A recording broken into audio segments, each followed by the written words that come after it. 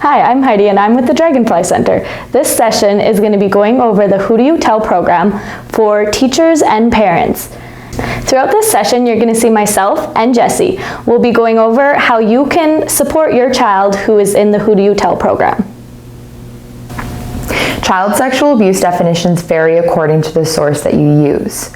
For these purposes, we will be referring to child sexual abuse as any inappropriate sexual actions, behaviors that include both contact and non-contact interactions. Child sexual abuse is illegal and the responsibility always falls on the perpetrator.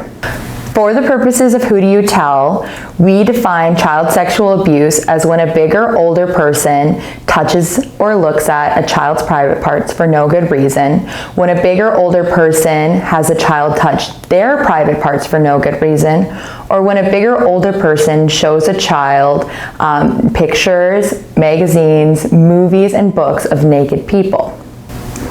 Everyone has deeply ingrained beliefs, attitudes, and misconceptions about child sexual abuse. This program aims to dispel those misconceptions and provide you with support so that you can support children through disclosures.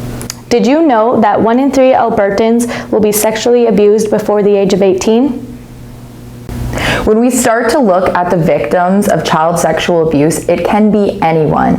1 in 3 boys and 2 in 3 girls in Alberta have been sexually abused before the age of 18. When talking about boys, we understand that there is an increased barrier to reporting, so it's more likely that this statistic is both underreported and underrepresented. Studies show that in Canada, 88% of child sexual abuse cases have been perpetrated by someone that the child knows and trusts. Of those 88%, 38% have been committed by family members, 44% have been committed by acquaintances. These are not strangers. These are people that the child knows, like babysitters, teachers, coaches, and even neighbors, among many others. Only 2 to 8% of child sexual abuse disclosures are false. This shows that the statistic of false reports are the same as any other crime. Of these false reports, majority lie with custody battles. One of the most common questions asked when we are presenting this to teachers and parents is, how can I know that a child is being sexually abused? And that's kind of one of the hard parts. There is no single indicator that explicitly indicates that child sexual abuse has occurred. Some kids may display no indicators. Some children may display an array of indicators. Nonetheless, none of these indicators explicitly state that child sexual abuse has occurred. But they all do show that the child is undergoing a high amount of stress and deserve a check-in conversation. Indicators can be classified as behavioral and physical. For behavioral indicators, we have withdrawal, depression, sudden panic to be alone with a person or in a certain location. For physical, we have regressive behaviors, physical trauma to the genitals, sudden unexplained health problems like STIs or UTIs, and even sometimes pregnancy. These check-in conversations may lead the child to a disclosure. A disclosure is where a survivor lets others know about the abuse that they've suffered. Child sexual abuse does not discriminate. It exists in all communities regardless of culture, socioeconomic, religious, or ethnic backgrounds. Child sexual abuse exists in silence and secrecy. Children are completely reliant on adults for both emotional and physical support and isolated from the community support. Disclosing is a hard process. There are many barriers that the survivors have to overcome. The fear of not being believed. They may not have the proper language to talk about what happened, like biological parts or actions. They may not know that sexual abuse is not okay and that it is harmful. They have been threatened by the person who has abused them and told to keep quiet. Children are often abused by someone that they love and trust, and they don't want to get that person in trouble. They may feel that they caused the abuse and that they are responsible. They may fear the police or authority due to cultural or local reasons, and they may be embarrassed or feel shamed.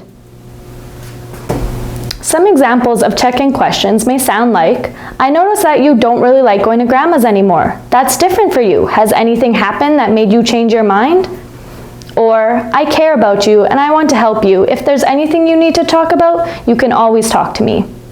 Or, I notice you have been more tired and quiet lately. Is there anything you'd like to talk about? When receiving a disclosure from a child, it's important to keep 5 key components in mind. Be aware of your own biases and challenge yourself to support the choices of others regardless of your personal values and beliefs. Questions you can ask yourself to challenge your biases are, do you think that all sexual violence should be reported to the police? Do you think that a child should have disclosed sooner? What if they could have protected other children from experiencing abuse? So it's important to be aware of your own biases because we do not want to be saying anything that could harm the child. Avoid prying, leading, or judgmental questions. It's very important not to ask leading questions. We need to ensure that the child is telling us what happened in their own words and that we're not influencing what they say. Do not ask why questions as they imply judgment. For example, why would you go to his house if he sexually abused you before? We do not want the child to feel like they have done anything wrong because we know that child sexual abuse could have never been the child's fault. Don't pry for more details about the story than you need. While you may need enough details to ensure that the child is safe and is okay, you don't need all of them. You will need enough to understand your next steps and to ensure that the child is safe, but no more than that.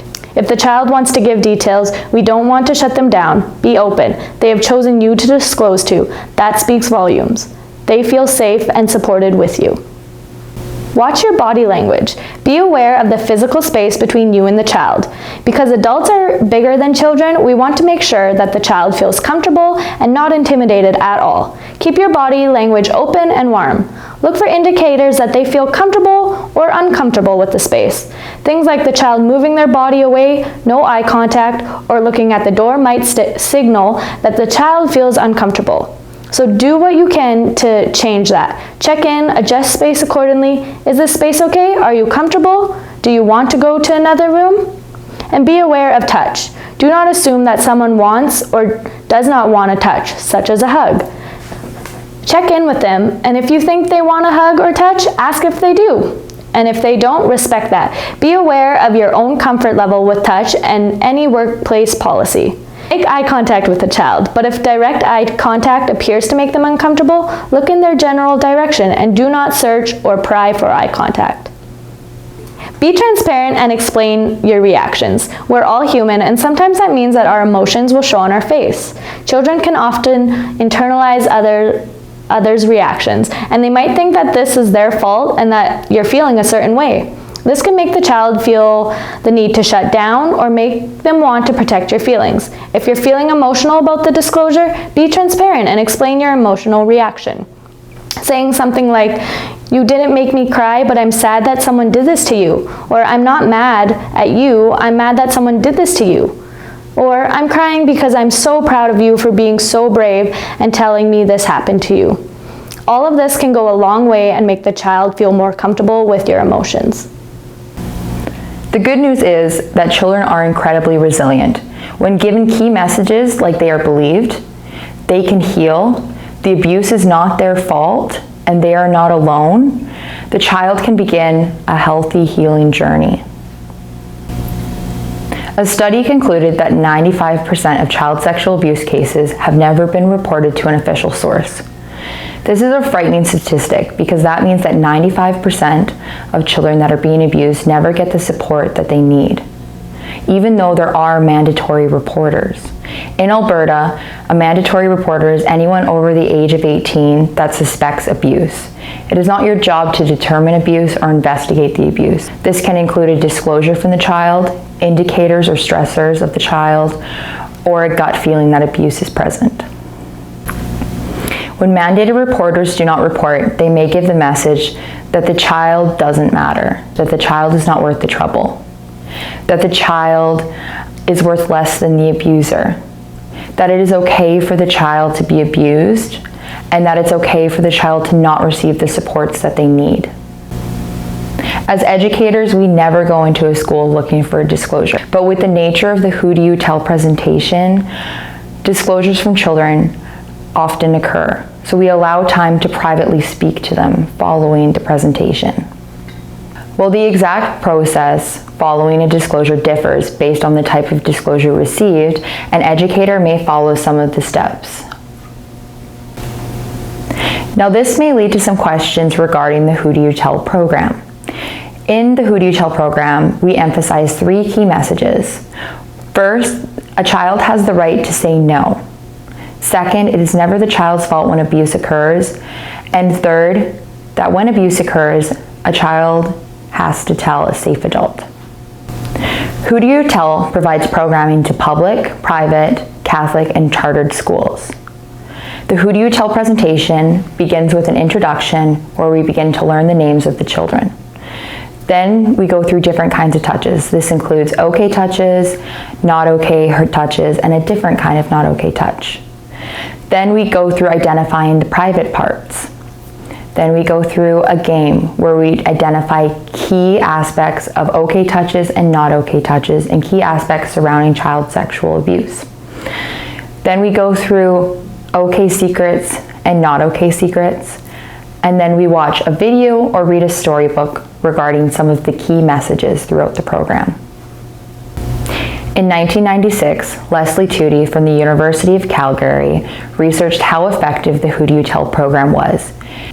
Results showed that the program was effective for children retaining some of the key messages that Who Do You Tell emphasizes throughout.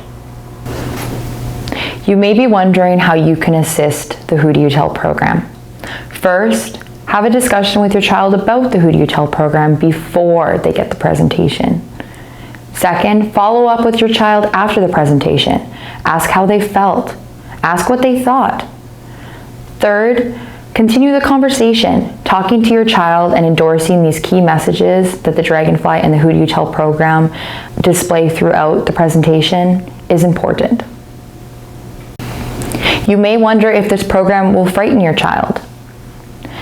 Studies show, like the one done by Leslie Tootie in 1996 from the University of Calgary, that this program does not frighten children any more than other safety-based programs like fire safety, babysitting, or home alone. You may wonder if your child will be afraid of the Who Do You Tell materials. Educators from the Dragonfly Center, your principal, and teachers can all work together to determine what scares the child about the materials and utilize resources like the school counselor to help them get through it. You may wonder if your child will be affected by this program if they've been sexually abused previously. Now, the decision to have your child participate in the Who Do You Tell is an individual one. If your child begins to disclose, their experience will be validated and they will be redirected to a more private location to talk about their experience and to make sure that they have the supports needed for their healing journey. You may wonder if you have to worry about what your child says during the presentation.